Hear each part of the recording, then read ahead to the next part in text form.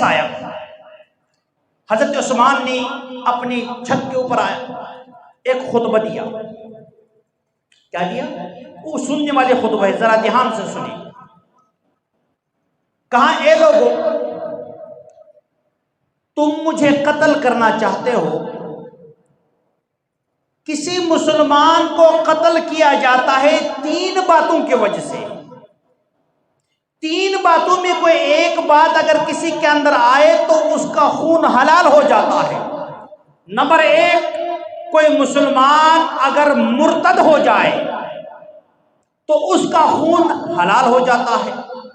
Number 2, कोई शादीशुदा जोड़ा अगर जिना करता है, शादी करने के बाद कोई मर्द औरत जिना में मुब्तला होते हैं, उस दोनों का खून हलाल।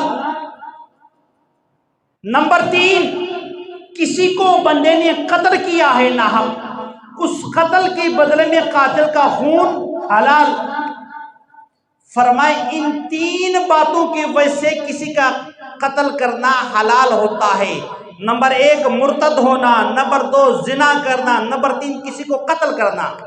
और फरमाए कि जब से अल्लाह के नबी की गुलामी के अंदर आया है, उस वक़्त से लेकर आज खिलाफत के इस दौर तक इन आजमाइशों से गुजर कर मेरा ईमान पत्थर बन चुका है।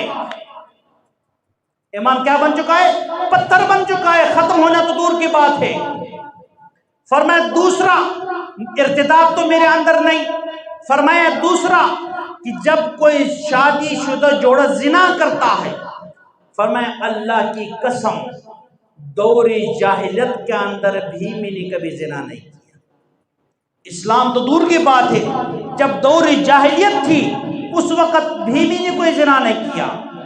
फरमान नंबर 3, किसी को नाहक कत्ल करना है, मैंने आज तक किसी को नाहक कत्ल नहीं किया है।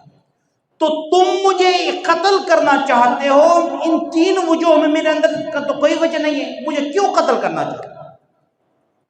और फिर फरमाया मुझे मालूम है कि तुम मुझे शहीद करोगे और मुझे इस पर कोई परेशानी भी नहीं, क्योंकि अल्लाह ने शहादत का रुतबा अल्लाह की नबी की जबान पर मुझे अता फरमाया है।